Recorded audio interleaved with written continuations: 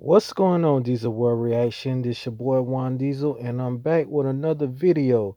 The name of this video is called John Lennon Dies December 9th, 1980. Let's get into it. Evening, John Lennon arrived at the emergency room at the Roosevelt Hospital. He was dead at the time of his arrival. Numerous resuscitative efforts were made after his arrival in the hospital, including transfusions, surgical procedures, other procedures, but in spite of the effort of many physicians and after many procedures, we were unable to restore the life of Mr. Lennon. Good morning, everyone. I'm Tom Brokaw. This is today, December 9th. I'm here with Jane Pauley, and this entire half hour will be devoted to the murder of John Lennon, ex-Beatle, one of the best-known musicians and most influential people of his time. As you heard Dr. Stephen Lynn at Roosevelt Hospital in New York City say, Lennon was shot and killed at about 11 o'clock last night outside his apartment building. News of the Lennon shooting, of course, spread quickly around the world. NBC News correspondent Stephen Frazier tells what happened last night on Manhattan's West Side.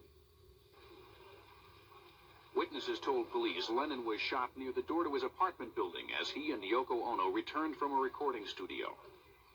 I saw John and Yoko get out of the limousine. They walked into the gate, and oh God, let me just. And then I heard four or five shots. They were ear shattering. I heard Yoko, and I heard a woman screaming. It was Yoko. She was screaming, "Help me!"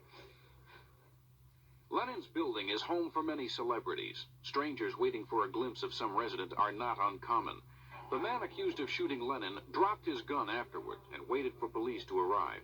A detective who questioned him at a nearby police station said he is Mark Chapman, a 25-year-old Hawaiian who has been in New York 1 week.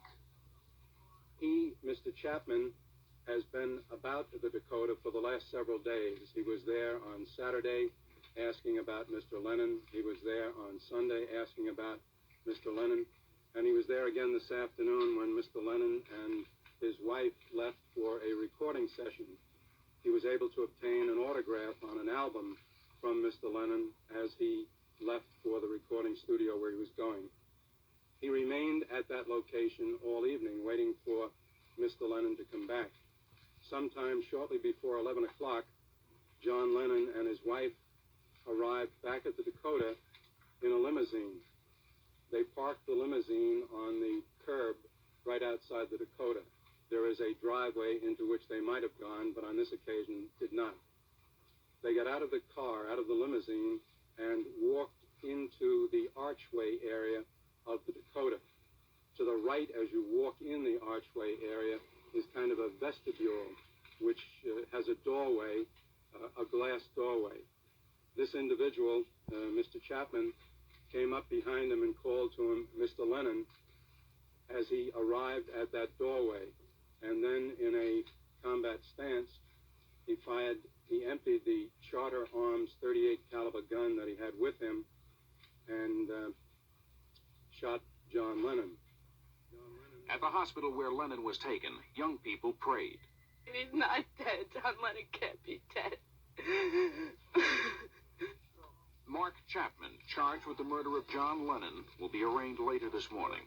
Stephen Frazier, NBC News, New York.